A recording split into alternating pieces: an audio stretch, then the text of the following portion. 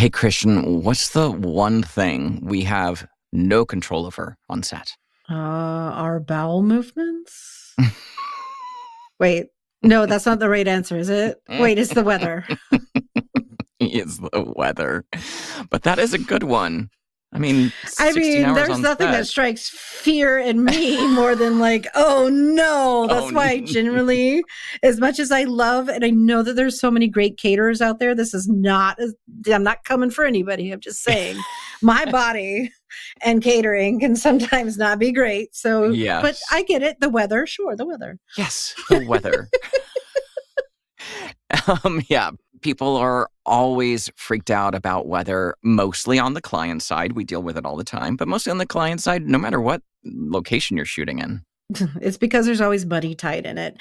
If you have to cancel or postpone due to weather, it's a shitload of money. It is. Unless you have weather insurance, which I haven't seen weather insurance included in a budget in 15 years or more. Years. Yeah, it's too expensive. Yeah. And often once we start a project, or even if you're bidding it way back in the bidding process, we're asked to estimate the cost of a weather day so they can have a budget set aside for that instance. But how exactly do you do that? Because there's so many variables.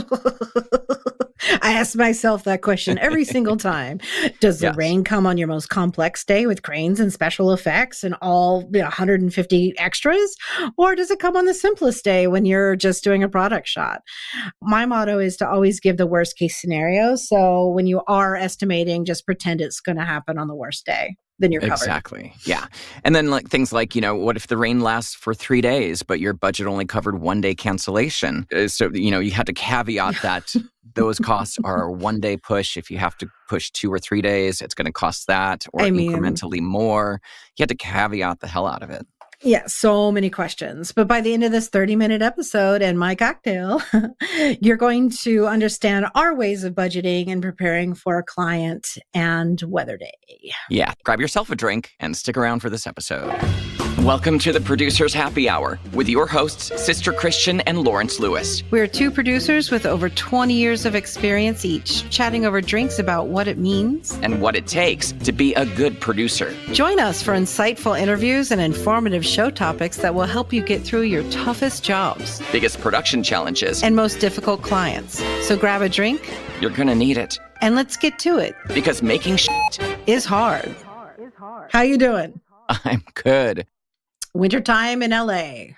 Busy, busy, busy as always. Yours started off slow, but I think it's ramping up. I think so too. And I just passed living here for a year. It has flown by. Congratulations. Thank you. That's amazing. Yeah, how has LA been treating you? And do you miss New York? Yes. Both. Yes. Yeah. Sure. Yes. I don't know. Help. Help. I just have to say it's like I don't know anymore because, my last years in New York were COVID years. Right. Yeah. That is so I don't really have what I miss of New York may not even be what is New York is now. So of course I miss New York and I miss everybody there and I miss working there. LA is great. There's so many great things here and, stuff to do and such. But, it's the most expensive place to live in the world. Did you know that? According to every article that I keep getting spammed with. I know. Yeah. Yeah. So, yeah, it is what it is. It is what it is. And I bet you did not expect all the rain that we had, some record-breaking rain, and it's going to get more and more every year. Here's a big myth. I'm going to bust it for everybody out there. Seems like, never fucking heard of an atmospheric river before. Do you know there's rivers that just happen like 10,000 feet in the air? Like, yes. Who knew? Well, that said, I can tell you the nice weather in LA was not a myth. This is all relatively new and changing climate there's something going on with the climate. I'm not sure if you've heard or not. I don't know. Yeah, well, I can say that there was a whole agency made out here named 72 and Sunny for a reason. Exactly. Because that's what it used to always be. And it's just not that. I can tell you it's not. Yeah. It's literally raining as we are recording this. So it's the perfect day to discuss everything you need to know and think about in order to properly bid, budget, put together a plan for unfavorable weather. And most importantly, how to prepare your your client, whether that's an ad agency or client direct, how to prepare them, because they're the ones usually most worried about it. Yeah, it seems like this request has happened to me more, like the request for weather days happened to me more in the past 4 months than it has in the past 10 years. Yeah. And I don't know whether this is a trend or not, or whether it's coming back, but they're almost impossible to predict. It's like true. the weather. Like the weather, yeah. Just full of puns today. Before we go here, I've got this for you. Oh, no, not that. Here I go. There you go. Full of puns today. It is happy hour time. Wherever anyone may be, it's always happy hour time, right? So what are you drinking today? Today I am having a Wild Turkey American Honey on the rocks. Ooh. And when I say the rock, I do mean the rock. Just one. The Rock himself. No. I just meant one ice cube, but sure. Sure. I'll take whomever I can get. I am celebrating this episode with a dark and stormy. See what I did there? Shut up. See? Puns galore. This is a build drink. And, I'm going to try and say this every time. It's like either a shake and drink or a build drink, right? And there's one other, I don't remember. But this is a build drink. Just pour all the ingredients into your glass. 2 ounces of rum, half ounce of lime juice, freshly squeezed if you have it, ginger beer to the top, about 5 ounces or so, and garnish it with some lime. Delicious.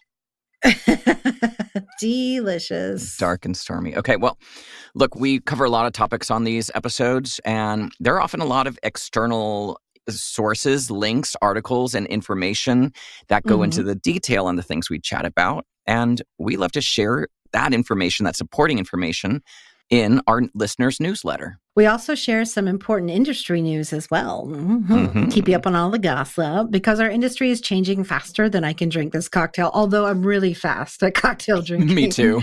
And and it's important to us, it's important to you, so we want to keep you up to date. Exactly. So if you are loving the show and everything we chat about, head over to producershappyhour.com or click the link in our show notes to sign up for the listeners' newsletter. Look, we don't have time to spam you. Swear to God, I don't have time to, to barely breathe, right? Yeah. We want to send you a couple of emails a month, packed full of helpful info from us. Sign up on the website. Do us a favor. After you get the first newsletter, let us know what you think, because we live for your feedback. We do. We do. Let me set the stage for you, Lawrence. Are you ready? Okay. Yeah. Okay. Close your eyes. Imagine this. Yes. You are budgeting a 3-day shoot. It's not a crazy job at all. You're going to be filming interiors and exteriors, one location a day. So let's say day 1 is a house, day 2 is a park, and day 3 is an office or some sort of other, building or something. You're going to be filming all over that fucking house on day 1, outside, inside, garage, all of it. Park, you're going to be outside most of the day, right? And then the office day, you're going to be inside, but there'll definitely be like a part where somebody's walking into the building. You need an establishing shot, right? Of course. So what do you do? How do you bid this? How do you bid a weather day on this? All right. Well, how do you eat an elephant? One bite at a time, right? Okay. So if you're in a season where there may be some inclement weather. Or anywhere else besides LA. Except these days. It rains in LA too, it seems. It does. Great idea if you can. Put all your exterior shooting on day 1. Save all the rest of the shoot for interior only, but sometimes that's not possible.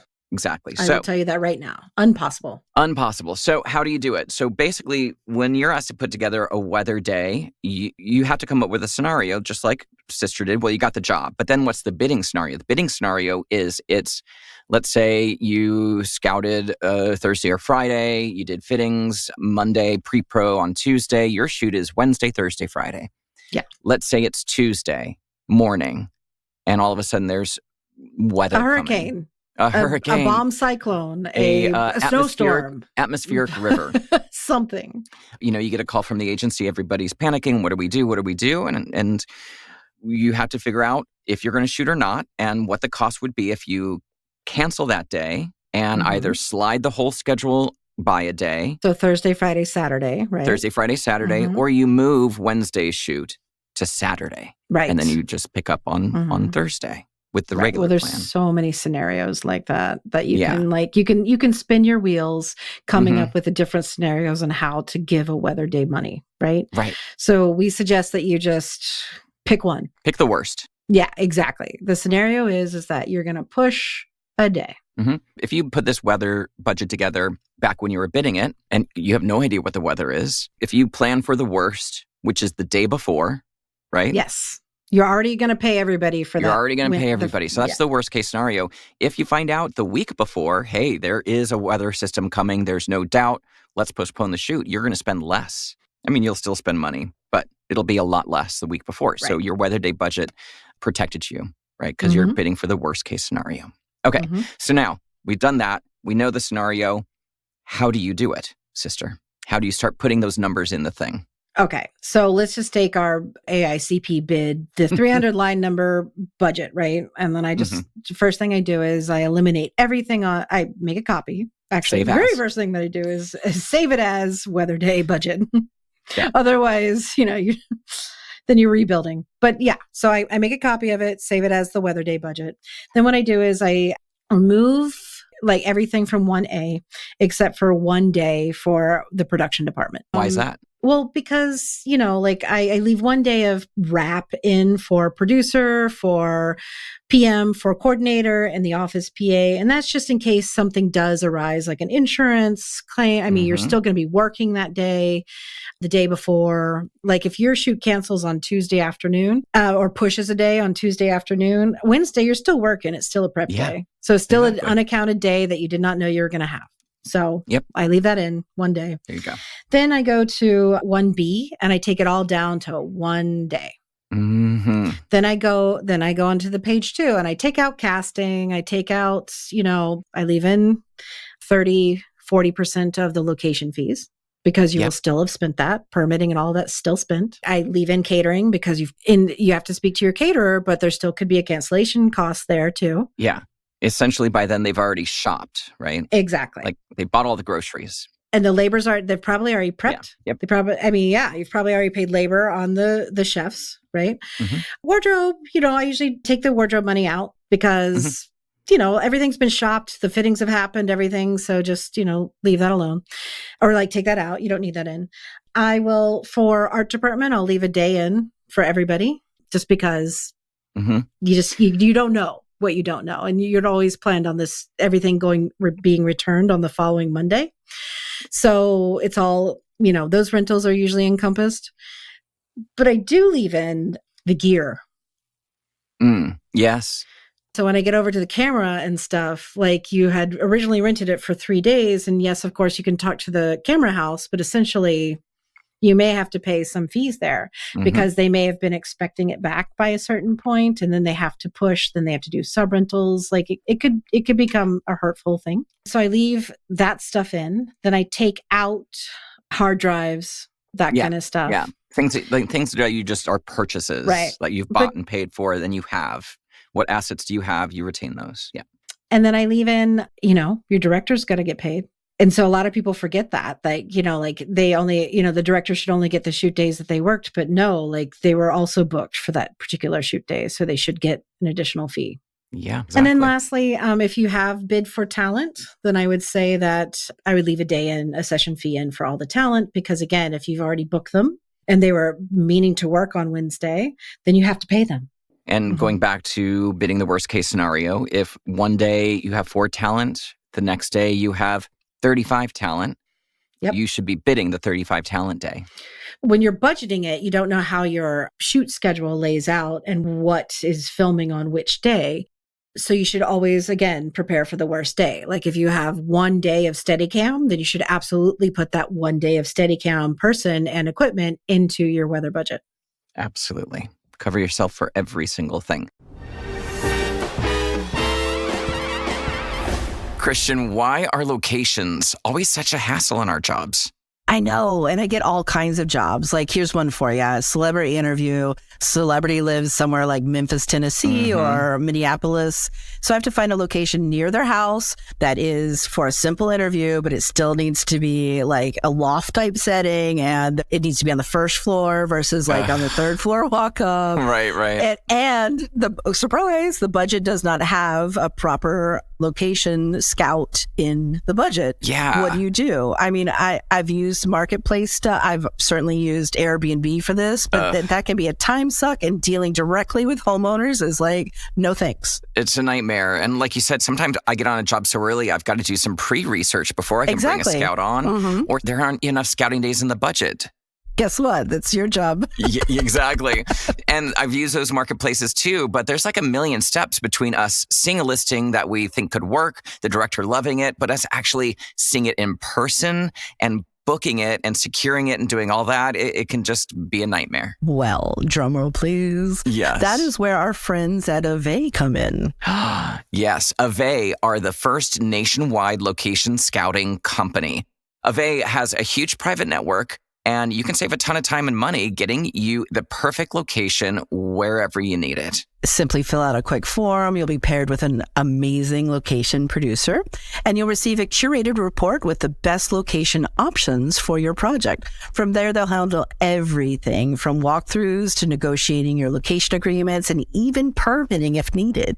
And they'll work seamlessly with you, your location manager, or your production team, whatever you need. There are no upfront costs, and they only get paid if you book the location you need, which is magical. Amazing. I cannot believe that part. So please save time, money, and your sanity by adding Ave to your producer toolbox.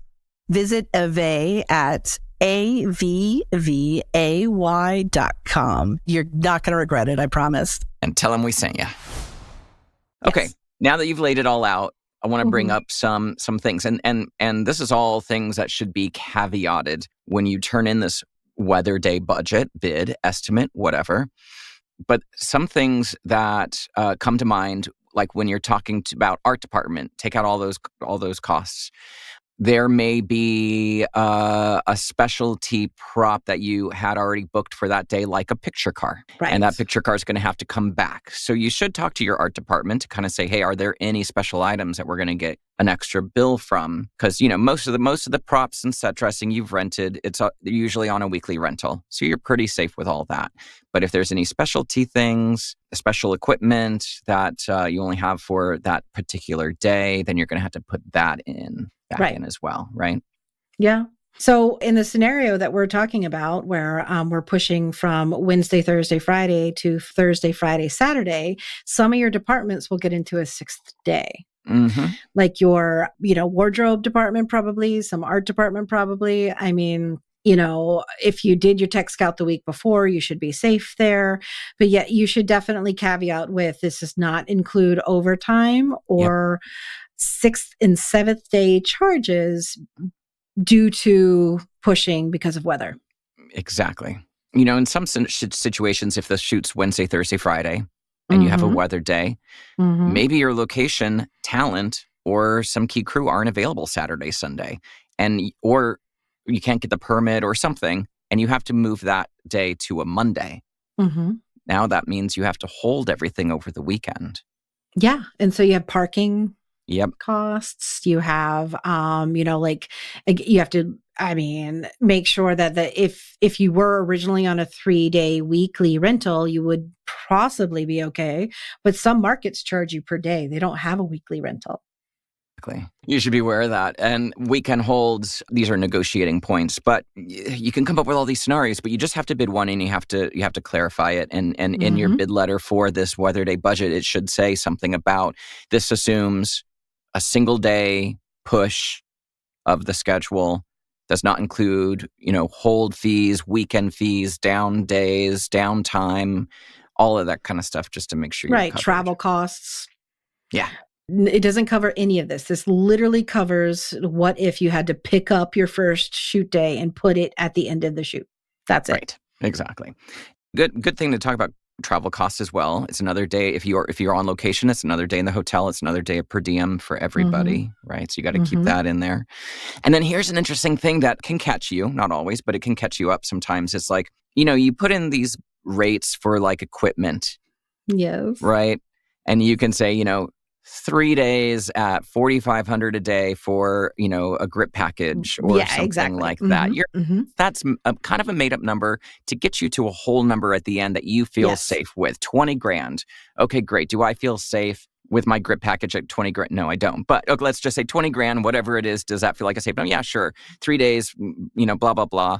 And here you are. But once you kind of break down in your bid, your original bid, 3 days at $1,500 a day, 3 days at $4,500 a day. Now, when you go to either do an overage or a weather day, you can only charge, in theory, 1 day.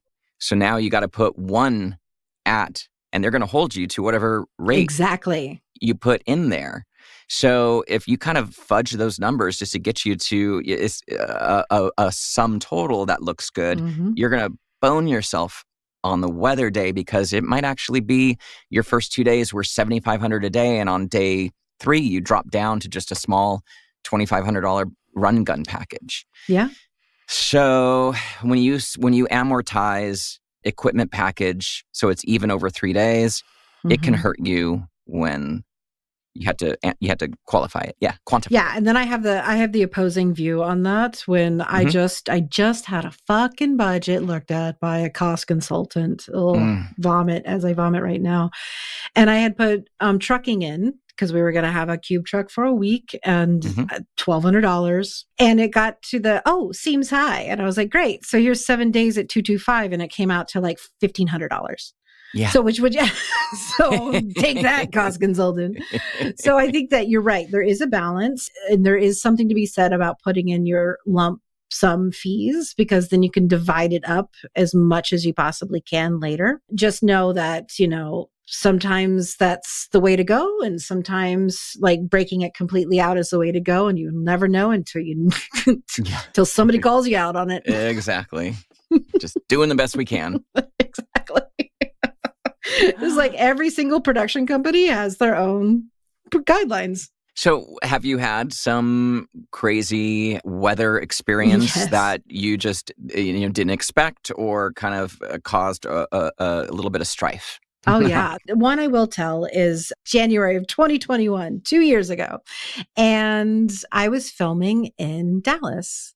I was doing a promo for a show called Cruel Summer, and which was filming down there. I had a full crew, stage for days, motion control set up. We were practicing for 2 days on motion control, whole 9 yards. We were filming over the weekend because that's when the talent had down for from their filming schedule. And Saturday, wake up. It was going to be a later call time. Get to the stage at 11, and there was a huge 500-year storm coming, that a blizzard to Dallas. Yeah. So who knew? Yeah, I'd been keeping everybody up to date on it. We had the network on the line with 50 executives at least, along with the celebrity talent agents. And a few other people who were very high up at the network. They were all asking me, who I was leading the call, why, to let me know how much money they were going to lose if we canceled the shoot.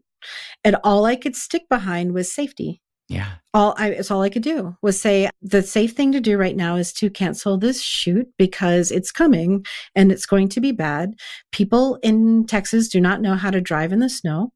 There are no snowplows. There's no salting. Like, I just had to stick to that line and repeat it over and over again, because in a good conscience, I could not suggest that we just get what we can and start to send people home as the weather got worse. No. Yeah, so I just had to stick to it, Good. That's really good on you, because, safety is should be at the forefront of every producer's brain in all of these situations. And especially when you're working out of town, you might be comfortable working in LA or New York or something. In other cities, a lot of people travel in from very far away. Not everybody is living in the city. So if you are going to try to shoot, get what you can, and call it when it just gets way too hard, Now you've got a crew member who might be 3 hours away from home because they live out of the city and they travel in for work. Well, one of the things that I did in order to prepare for this call was pull the lead teamster, who was also the lead teamster on the show, and also who was providing the hair, makeup, wardrobe, all of it, and say, what is your opinion? You are the driver. You have the trucks. Like what? And he was like, no, I'm and then I also so we were also setting up a lead car services for the celebrity talent that was involved, and the car services canceled.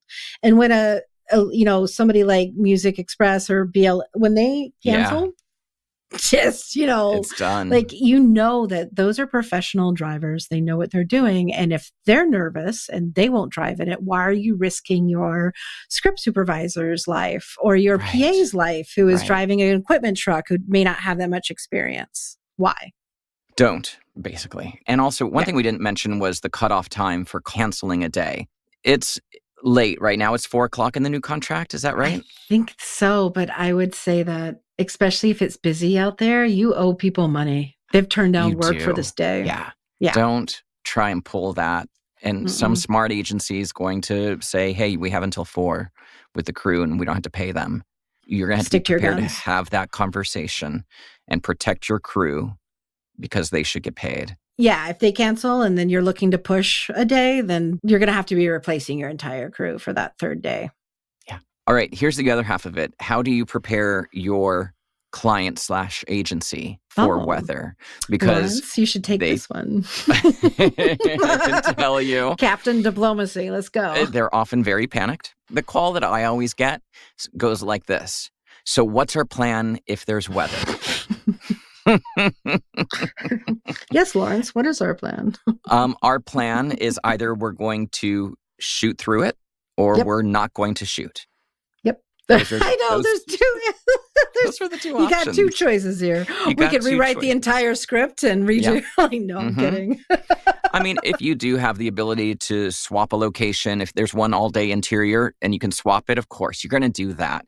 If you're all exterior, and that question comes up, there is no other answer. We either shoot in the rain or snow if it's safe, or we cancel the day. And at some point, we're going to have to make that decision together. And there's no sense in checking the weather every day. I know, but please feel free and let me know what it says. Feel free. And they're going to ask you, they're going to expect you to, your clients are going to be expecting you to be a meteorologist all of a sudden. Right. You're going to have the weather report every, twice a day, ready to go. So, you're going to have it. But honestly, it doesn't mean anything until you get to like a couple days before or the day before. It can even change. Yeah. I mean, it's weather. This is the one thing I cannot control on the set. So all we can do is respond to it. And then if they do want to shoot through the rain, then you do have to also add the caveat that at some point, I reserve the right to call the day if it becomes unsafe. And when is that? When the thunder and lightning starts and you've got, metal poles up in the sky and do you have GFIs on all the power? Those are some moments where you have to be really smart and stand up for your crew. Yeah, I was in Mexico on a job where we had a 18K and a rowboat reflecting the moon onto the water for a Corona ad. Yeah. And a thunderstorm rolled in and lightning was popping the fucking ocean. And I can tell you the client got super angry when we called it for safety. Super angry, like really, like wow, devastatingly so. And it was the last shot of the last day, and the job had gone amazing. And we ended on that note. And I could not believe that we were having a discussion about safety that was so heated. It happens, though. That's really wild. It does happen. Wow. Well, I'm glad you called it because that was the right thing to do. Well, also all the workers said no.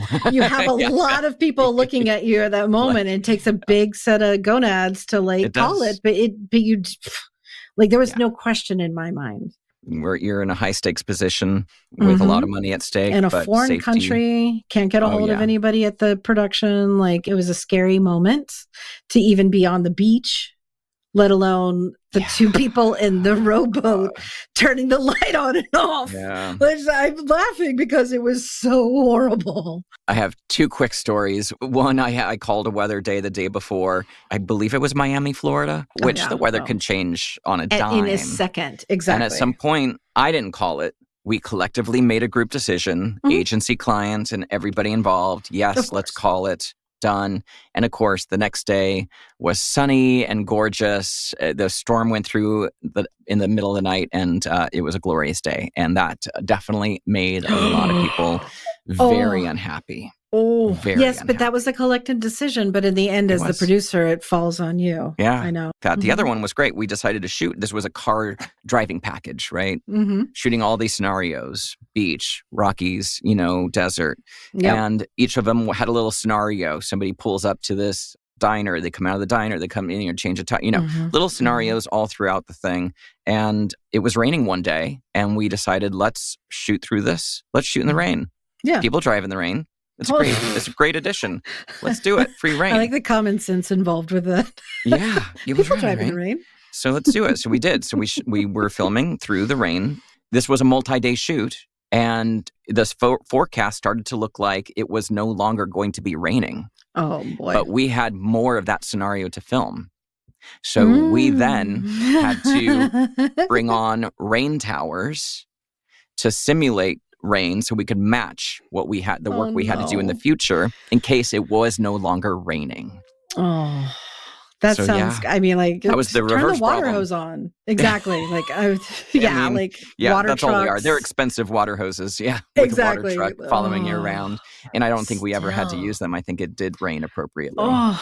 Because it was also the level of rain, because it was raining hard. So if it was only sprinkling, it wouldn't have matched. We had to add rain to the rain to make it, it was, I mean, you hope for the best in all of these jobs, right? And I would have to say that 95% of my jobs have gone perfectly. So we're talking about the 5% of the jobs out there. That's when you learn the most, which is why we talk about it on the show to all you dear listeners.